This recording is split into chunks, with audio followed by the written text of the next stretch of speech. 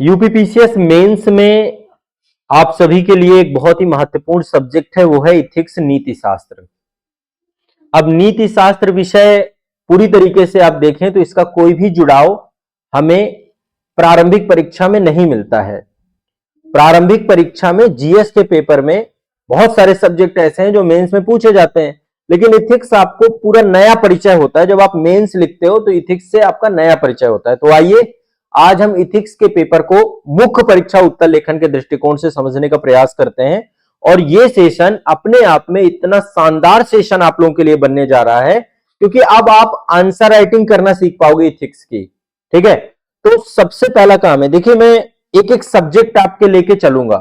ठीक है, एक एक सब्जेक्ट हम लेके चलेंगे, और जब हम कोई सब्जेक्ट लेंगे, मैं अब आपको यहां पे एक एक बात लिखता भी चलता हूं, साथ साथ नोट्स बनाते चलिएगा। तो विषय हमने लिया है नीति शास्त्र। नीति शास्त्र विषय मैंने बहुत डिटेल में, बहुत विस्तार में प्रयाग बैच में पढ़ाया है। जो हमारा यूपीपीसीएस का प्रयाग बैच है, या फिर जो सिंगल सब्जेक्ट है आपका यूपीपीसीएस के संदर्भ में, नीति शास्त्र के संदर्भ में एक विषय, मतलब जैसे जिसका नीति शास्त्र अच्छा नहीं है, आप अपना इथिक्स अच्छा करना चाहते हैं, अपने आप को लिखने योग्य बनाना चाहते हैं, तो आप सभी लोग जो है इथिक्स का बैच जरूर ज्वाइन करिएगा। बाकी फाउंडेशन बैच वाले बच्चों को भी मैंने डिटेल में पढ़ा रखा है। तो देखिए जो इथिक्स है 200 नंबर का है, और 200 नंबर पे हमारा टारगेट रहे कि हम कम से कम 110 प्लस नंबर हम इसमें लेकर आए। ये टारगेट लेके चलना है, लाया जा सकता है। और मैं आपको ये चीज, जितनी चीजें बताऊं बस उनको हूबहू फॉलो करना।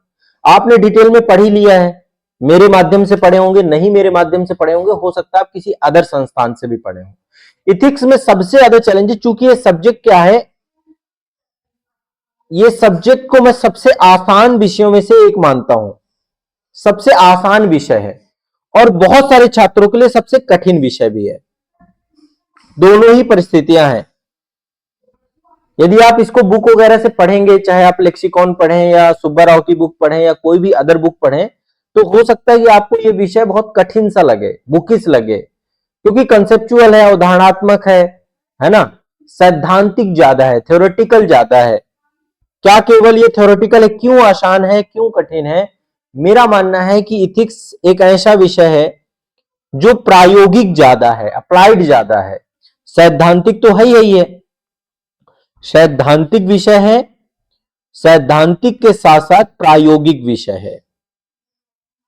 प्रायोगिक विषय है, प्रायोगिक मतलब अप्लाइड है, केस स्टडी है इसमें।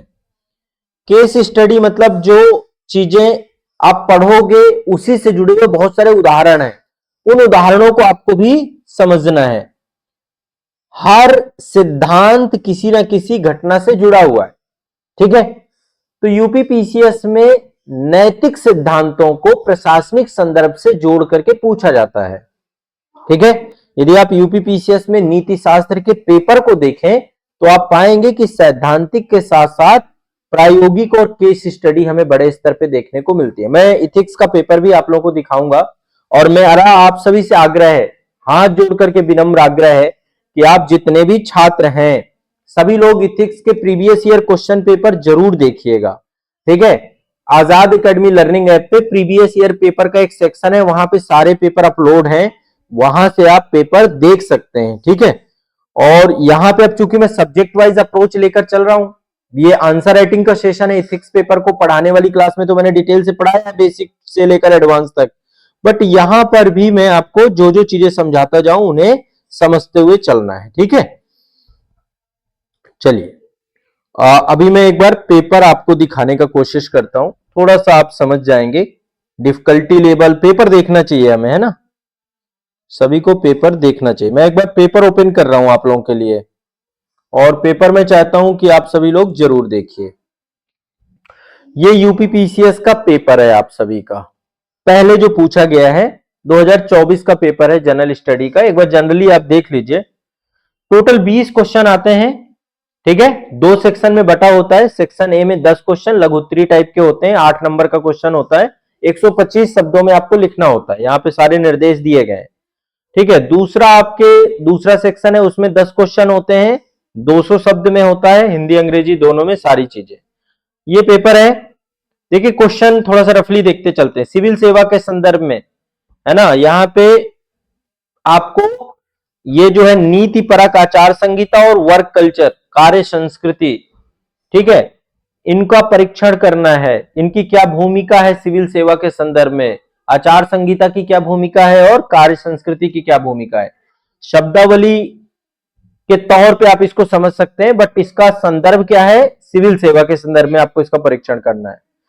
बाकी देखिए मूल्य से क्वेश्चन है। अगला क्वेश्चन है, मानव व्यवहार में नैतिकता के मूल आदर्शों और मूल्यों को विकसित करने में स्वामी विवेकानंद कहां सफल रहे। यानी स्वामी विवेकानंद थिंकर पूछे जाते हैं, भारतीय थिंकर और जो है विदेशी थिंकर, दोनों से क्वेश्चन आपका यहां पे बनता है। ठीक है, इथिक्स का सेक्शन यूपीपीसीएस में आप सभी को बहुत कठिन नहीं लगेगा यदि आप एक बार इसको समझ लेंगे, आप इसको पढ़ लेंगे। जो बच्चे मेरे साथ फाउंडेशन बैच में जुड़े हुए हैं या इथिक्स के पेपर में जुड़े हुए हैं, जो मैं आपको टॉपिक बताऊं एक बार जाना है, कोर्स में जाके उस टॉपिक को पढ़ लेना है। मैंने जो भी पढ़ाया वो लिखने योग्य पढ़ाया आपको, कि आप उसको लिख पाए, है ना। मुद्दा ये नहीं कि आप समझ गए, अब आपको मूल्य पता है लेकिन आपके दिमाग में ही गूंज रहा है, आप उसको लिख नहीं पाएंगे कि मूल्य क्या होते हैं, है ना। मैंने वहां पे बहुत आसान भाषा में आपको चीजें समझाई हैं सारी की सारी। अभी मैं कुछ एग्जाम्पल के, तो ये पेपर है और इस तरीके से मैं चाहता हूं कि आप सभी लोग पेपर को देख लीजिएगा। देखिए लास्ट में केस स्टडी दी गई है, सारी केस स्टडी है, ठीक है। इन सभी पेपर का विस्तृत एनालिसिस करने के बाद मैं अब आप सभी को कुछ टॉपिक बता रहा हूं। जितने टॉपिक बताऊं केवल उतने टॉपिक ही आपको करना है। फिर इथिक्स को लेकर आंसर राइटिंग क्या करनी है, आंसर राइटिंग को लेकर आपके अंदर मतलब इथिक्स को लेकर प्रॉपर क्या अप्रोच होना चाहिए, उस पर हम बाद में आएंगे, ठीक है। पहले टॉपिक लिख लीजिए सभी बच्चे। इथिक्स में हमें क्या क्या टॉपिक हैं जो परीक्षा उपयोगी हैं, जो महत्वपूर्ण है। यहां पे मेरे पास पूरा डिटेल रिसर्च है इस पूरे का, तो मैं एक एक बता रहा हूं। सबसे पहली चीज जो आप पढ़ेंगे, मूल्य। मूल्य तैयार करेंगे। मूल्य से बहुत क्वेश्चन आते हैं, हर बार एक क्वेश्चन मूल्य से जरूर आता है। कभी पूछ लेगा मूल्य क्या है, कभी पूछ लेगा नैतिक मूल्य क्या है, कभी पूछ लेगा मूल्य विकसित करने में परिवार की क्या भूमिका है, समाज की क्या भूमिका है, शिक्षण संस्थानों की क्या भूमिका है। पूछ लेगा आचरण के 5 सिद्धांत कौन से हैं जो मूल्य से जुड़े हुए हैं। मूल्य निर्धारण में परिवार और समाज की भूमिका, सिविल सेवा के मूल्य क्या है ना। तो मतलब मूल्य से क्वेश्चन 100% आएगा। आप इस बार का पेपर दोगे 100% क्वेश्चन मूल्य से आएगा, और बहुत बढ़िया तरीके से। इथिक्स वाले, इथिक्स में एक चीज और ध्यान रखिएगा, एक एक्स्ट्रा क्लास का भी सेशन बना होगा। जो बच्चे बैच में हैं, आप देखिएगा मैंने एक एक्स्ट्रा क्लास करके भी सेगमेंट बना रखा है, वहां पे जाके भी देख लीजिएगा। अभी इथिक्स की क्लासेस सारी अपडेट हुई हैं, तो आप अपडेटेड क्लास भी देख लीजिएगा, बाकी सारे सेशंस देख लीजिएगा, या तो मूल्य जाके वहां से तैयार करिएगा। एक सेगमेंट है आपका मूल्य, ठीक है।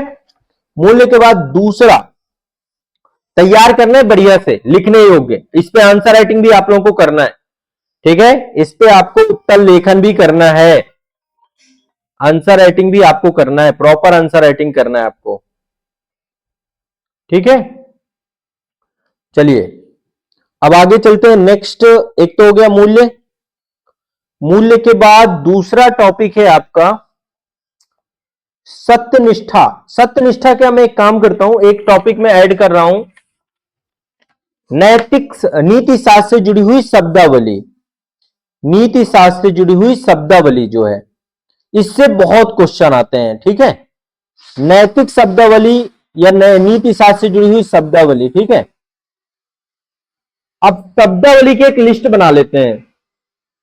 शब्दावली की मैं लिस्ट बनवा रहा हूं, इतनी शब्दावली ही तैयार करना है आपको, इतनी शब्दावली से ही क्वेश्चन आएंगे। सारे लोग नोट्स बनाते हुए चलना अब, ठीक है। जो शब्दावली आपको बता दूं, इतनी शब्दावली आपको तैयार करना है। मैंने बैच में सारी पढ़ा रखी है, बाकी आप लोगों को तैयार करना है। एक है अंतरात्मा, एक है आपका अंतरात्मा।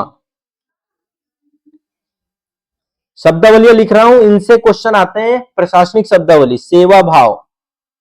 सेवा भाव, जिसको ये लगे कि सर ये क्या है, तो भैया ये मेंस है, इथिक्स का पेपर है, कठिन नहीं है, आसान है।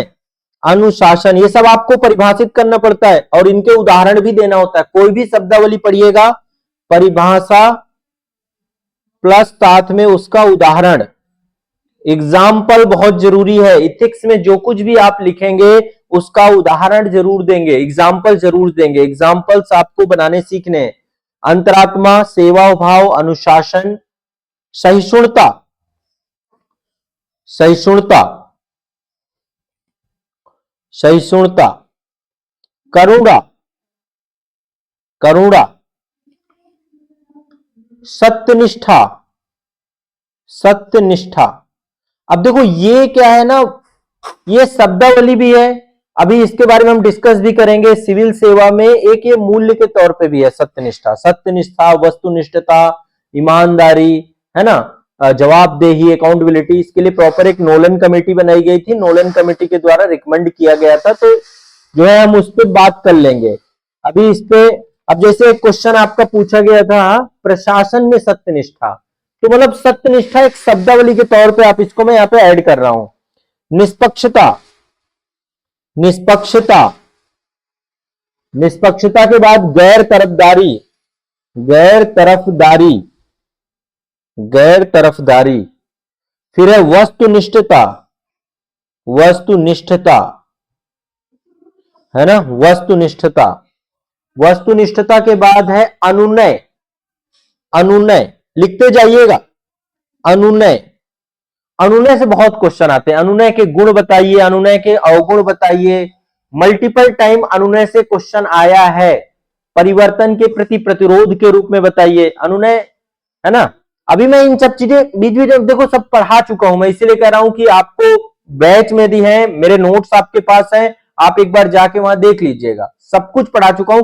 जो बच्चों ने एक्स्ट्रा क्लासेस नहीं किए हैं बैच के अंदर, एक्स्ट्रा क्लासेस कर लीजिएगा, क्योंकि उसमें क्लास अपडेट हुई है। एक्स्ट्रा क्लासेस में क्लास अपडेट हुई है और कुछ नई क्लासेस भी अपडेट हुई हैं, उनको भी देख लेना। इसके बाद है पारदर्शिता, ट्रांसपेरेंसी।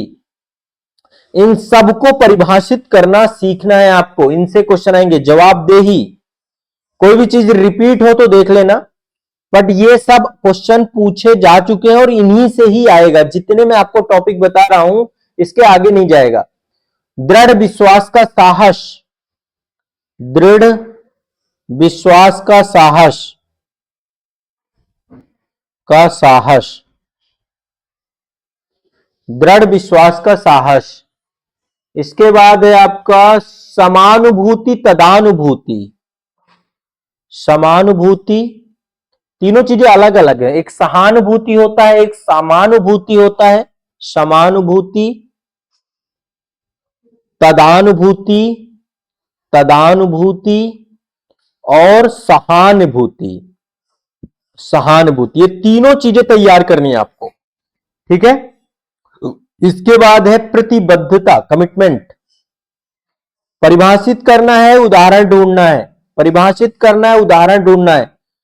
सहानुभूति होगा। अभिवृत्ति, अभिवृत्ति से इंडिपेंडेंट क्वेश्चन भी पूछता है, शब्दावली में भी पूछ लेता है। अभिवृत्ति अपने आप में एक इंडिपेंडेंट टॉपिक है, ठीक है। अभिवृत्ति, मनोवृत्ति, ये सब हम इंडिपेंडेंट टॉपिक के तौर पे भी देखेंगे। एक है अभिक्षमता, अभिक्षमता, ये सब तैयार करना है आपको, ठीक है। इसके बाद है आपका ईमानदारी, ईमानदारी, ईमानदारी, जोड़ते जाइए। इसके बाद आगे बढ़ते हैं। ईमानदारी का मतलब समझते हैं ना, खुलापन, पारदर्शिता, ट्रांसपेरेंसी, है ना। ईमानदारी के बाद है क्रोध। अब देखिए बहुत सामान्य सी बात है, ये एक ऐसा भाव है जो भाव आपके अंदर है, प्रसन्नता का भाव आपके अंदर है, हैप्पीनेस का भाव आपके अंदर है, लेकिन जब इसको परिभाषित करने के संदर्भ में हम देखते हैं तो यही चीज आपको कठिन लगने लगेगी। आपको लगेगा अरे यार क्रोध को कैसे परिभाषित करूं। अब आपके अंदर क्रोध का भाव है, ये आप भी जानते हो। क्रोध का भाव होते हुए भी आप उसे परिभाषित नहीं कर पा रहे हो, लिखना नहीं आ रहा आपको कि मैं क्रोध को लिखूं कैसे। अभी मैं आपको कहूं इस पे 2 लाइनें लिखो तो नहीं लिख पाओगे। प्रसन्नता के बारे में सभी जानते हैं, हैप्पीनेस के बारे में सभी जानते हैं, रात दिन बात करते हैं। लालच के बारे में सभी जानते हैं, ईमानदारी के बारे में सभी जानते हैं, बट ईमानदारी के बारे में कहूं लिखो तो नहीं लिख पाओगे। समझ रहे हो बात को, वो चीज मुझे आपको सिखानी है आंसर राइटिंग के संदर्भ में। इसके बाद सामाजिक प्रभाव, सामाजिक प्रभाव, सोशल इन्फ्लुएंस, सामाजिक प्रभाव, नैतिक शासन, नैतिक शासन। अच्छा, एक चीज और होती है यहां पे, चूंकि शासन शब्द यूज ही हुआ है, तो एक होता है सुशासन, गुड गवर्नेंस, एक होता है प्रशासन, एडमिनिस्ट्रेशन। इसी की तैयारी कर रहे हो, यही जाना है आपको, पर परिभाषा तो पता होनी चाहिए ना कि प्रशासन क्या है, सुशासन क्या है, शासन क्या है, शासन को कैसे परिभाषित करोगे। ठीक है, तीनों को आपको तैयार करना है। इसके बाद है निष्ठा, निष्ठा, ठीक है, निष्ठा। निष्ठा के बाद है आपका निष्ठा, निष्ठा के बाद है समर्पण, समर्पण, समर्पण। सदाचार संहिता, सदाचार संहिता, सदाचार संहिता, ये सारे टॉपिक लिखते जाइए। आचरण संहिता, आचरण संहिता, सदाचार संहिता, आचरण संहिता। रुचि, रुचि, इंटरेस्ट, कहते हैं ना, आपके रुचि के हिसाब से आप विषय को चुनिए। आचरण संहिता या आचार संहिता। आचार संहिता में एक चीज और ध्यान रखना, जैसे एक मॉडल कोड ऑफ कंडक्ट होता है, जो अभी चुनाव है ना, जैसे किसी भी स्टेट में चुनाव होते हैं या लोकसभा विधानसभा के चुनाव होते हैं, तो निर्वाचन आयोग के द्वारा एक आचार संहिता, एक जितनी भी प्रशासनिक सेवाएं हैं उन प्रशासनिक सेवाओं में जाते हैं, वहां पे भी आचार संहिता होती है, तो इनको परिभाषित करना सीखना है आपको। ठीक है, तो ये मैंने कुछ आपको टॉपिक अभी लिखवाए हैं। एक टॉपिक तो आपको मैंने लिखवा दिया, ये एक डिटेल टॉपिक है, मूल्य। मूल्य को आपको बहुत विस्तार से समझना है, मूल्य क्या है ना, मूल्य को परिभाषित कीजिए, मूल्य को विकसित करने में परिवार की क्या भूमिका है, समाज की क्या भूमिका है, शिक्षण संस्थाओं की क्या भूमिका है, किस तरीके से मूल्य हमें मार्गदर्शित करते हैं, आप उसको विस्तार से पढ़िए। बाकी इनमें आपको परिभाषा तैयार करनी है और उनके उदाहरण तैयार करने हैं। परिभाषा और उदाहरण कहां से तैयार करोगे, मैंने देखो अपना सोर्स बता दिया, चूंकि मैं इस सब्जेक्ट को बहुत गहराई से पढ़ाता हूं, बहुत बढ़िया तरीके से मैंने इस सब्जेक्ट को कंप्लीट कराया है, तो आपको चाहिए कि आप इस सब्जेक्ट को जाकर के कंप्लीट करें, पढ़ें। आपने यदि नोट्स बना लिए हैं तो नोट्स में जाके इन सब चीजों को हाईलाइट कर लीजिए। इतने शब्दावलियों के बाहर कोई शब्दावली नहीं आएगी जितनी शब्दावली मैंने आपको बताई है। अंतरात्मा, सेवा भाव, अनुशासन, सहिष्णुता, करुणा, सत्यनिष्ठा, निष्पक्षता। एक चीज बता रहा हूं, जितने टॉपिक आपको लिखवाऊंगा आपको उनसे 100% प्रश्न निकल के आएंगे। प्रश्न किसी नए तरीके का बन सकता है, लेकिन टॉपिक यही रहेंगे, टॉपिक इससे अतिरिक्त नहीं रहेंगे। ये पढ़ के जाओगे तो क्वेश्चन बन जाएगा। तो इथिक्स में एक चीज तो ये है। अब कुछ टॉपिक और ऐड कर रहा हूं मैं, उन टॉपिकों को भी लिखते जाइए। ठीक है, कुछ टॉपिक ऐड कर रहा हूं, ध्यान से समझना है। एक टॉपिक है भ्रष्टाचार, टॉपिक लिख ही लीजिए सारे, भ्रष्टाचार। टॉपिक पहले आज लिख लो सारे के सारे कि इथिक्स में हमें क्या क्या टॉपिक तैयार करने हैं। भ्रष्टाचार, भ्रष्टाचार टॉपिक आपका, आप शासन, जब गुड गवर्नेंस गवर्नेंस वाला टॉपिक, शासन व्यवस्था वाला टॉपिक पढ़ेंगे तो वहां पे भी भ्रष्टाचार का टॉपिक रहता है आपका। ठीक है, भ्रष्टाचार। इसके बाद एक टॉपिक है आपका, हाँ, एक टॉपिक है आपका महात्मा गांधी। महात्मा गांधी, महात्मा गांधी एक विचारक के तौर पे यहां पे पढ़ना है कि महात्मा गांधी के क्या क्या विचार हैं, क्या क्या नैतिक विचार हैं। चाहे वो सर्वोदय की बात हो, चाहे ट्रस्टीशिप का सिद्धांत हो, या फिर ज्ञान वर्सेस सत्यनिष्ठा की बात हो, गांधी जी ने कैसे मोरालिटी को स्टैब्लिशमेंट किया, चाहे उनका सत्य या सत्याग्रह की बात हो, है ना, वो सब चीजें गांधी मैंने डिटेल में पढ़ा है। गांधी तैयार करके जाना, गांधी बहुत रिलेवेंट है। ठीक है, इसके बाद है राइट टू इंफॉर्मेशन, सूचना का अधिकार। इससे भी क्वेश्चन आएगा आपका, सूचना का अधिकार। अभी 2024 में भी आया था, 2019 में भी आया था, 2020 में भी आया था, 2021 में भी आया था, 2022 में भी आया था। तो ये एक बहुत इंपॉर्टेंट टॉपिक है, अधिकार, सूचना का अधिकार, राइट टू इंफॉर्मेशन।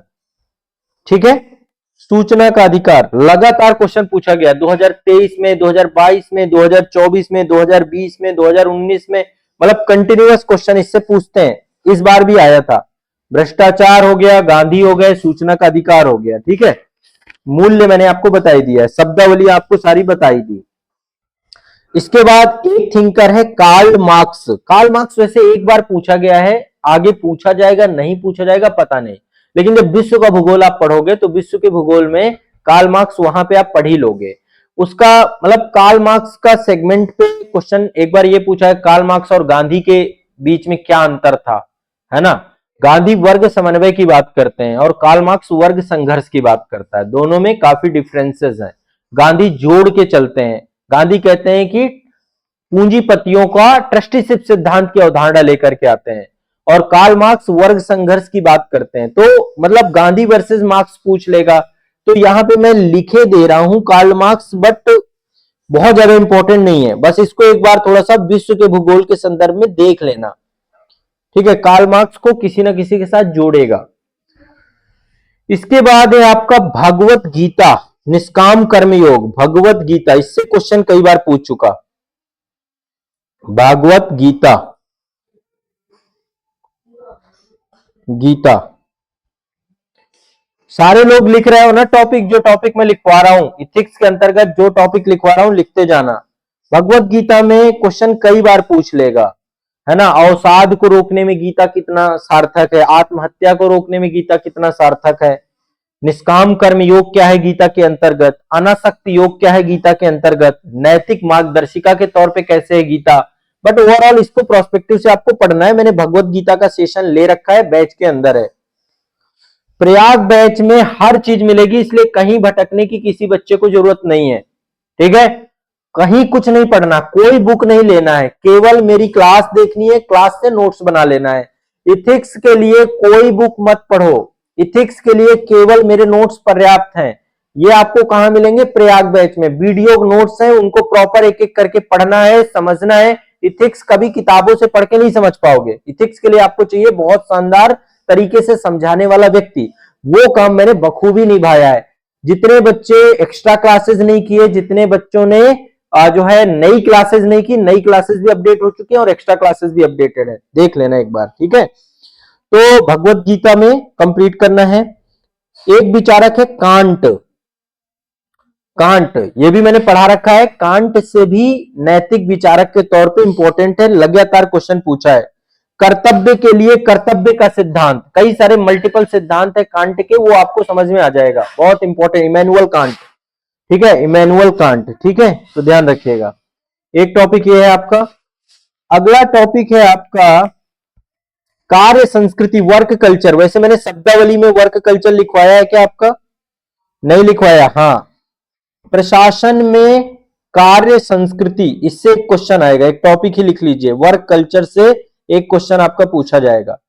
कार्य संस्कृति, कार्य संस्कृति क्या है, कार्य संस्कृति से, वर्क कल्चर से क्वेश्चन आएगा। ठीक है, प्रशासन के संदर्भ में भी पूछ सकता है, प्रशासन के संदर्भ में, प्रशासन के संदर्भ में भी पूछ सकता है। तो कार्य संस्कृति, अनुनय मैंने लिखवाई दिया है, अनुनय से क्वेश्चन मल्टीपल टाइम पूछा गया है।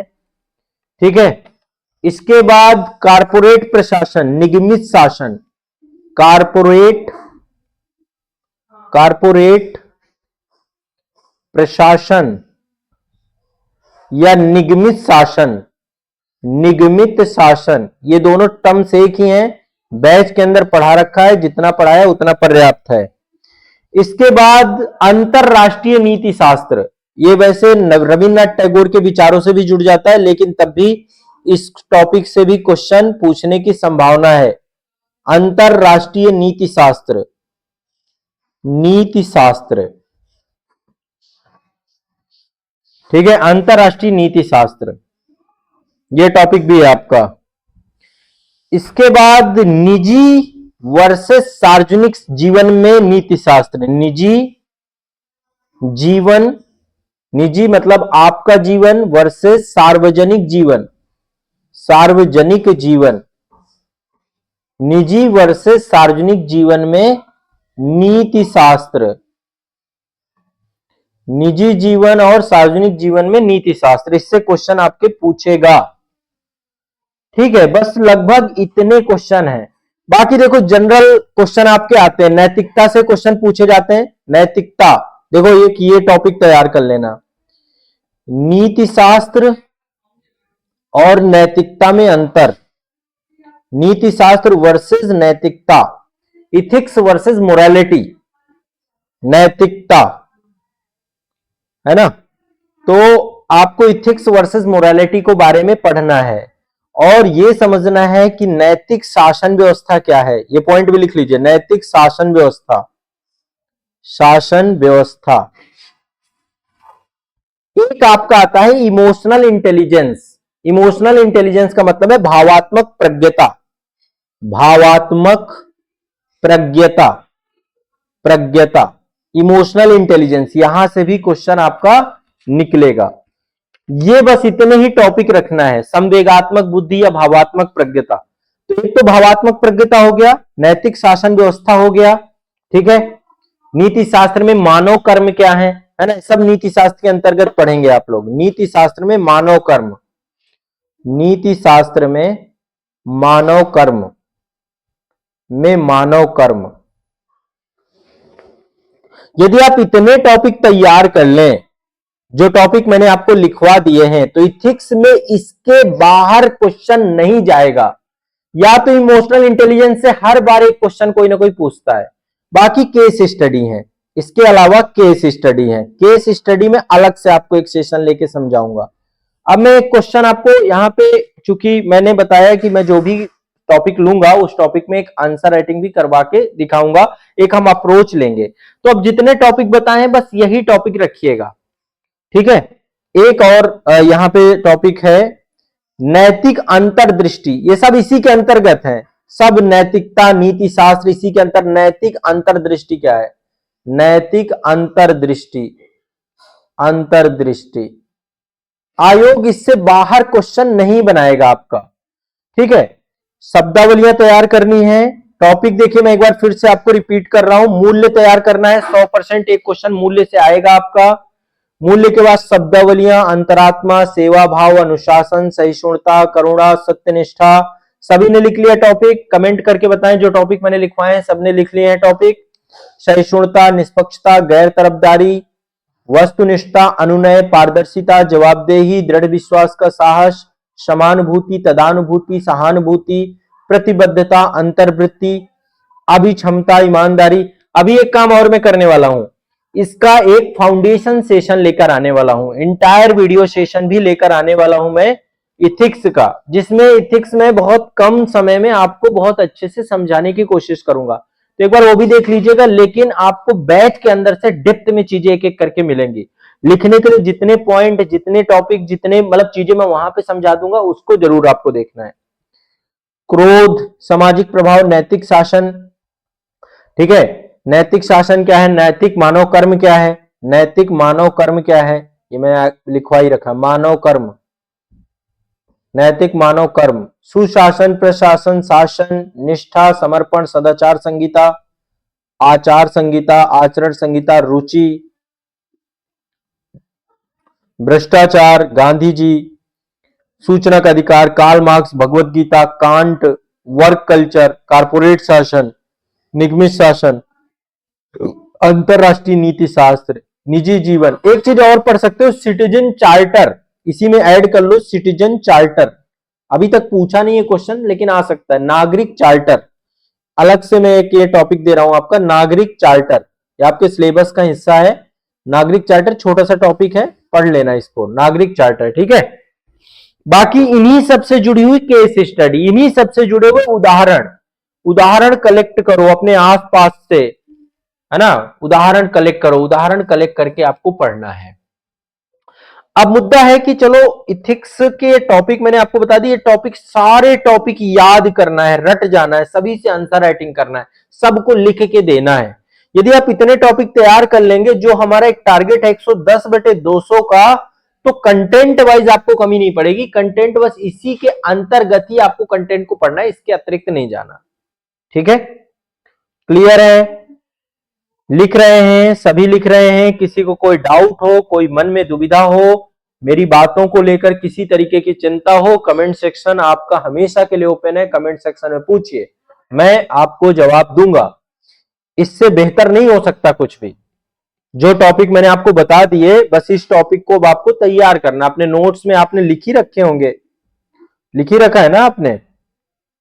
अब देखिए मुद्दा आता है कि अब हमें आंसर राइटिंग करना, कैसे करें आंसर राइटिंग, है ना। अब चलिए मैं आपको इस विषय पे भी बहुत अच्छे से गाइड कर दूंगा, बिल्कुल टेंशन नहीं लेना है। अब नीति शास्त्र में उत्तर लेखन कैसे करना है और इसको लेकर एक आंसर राइटिंग को समझाना, यह काम मेरा रहेगा। टॉपिक सभी लोगों ने लिख लिए, ठीक है।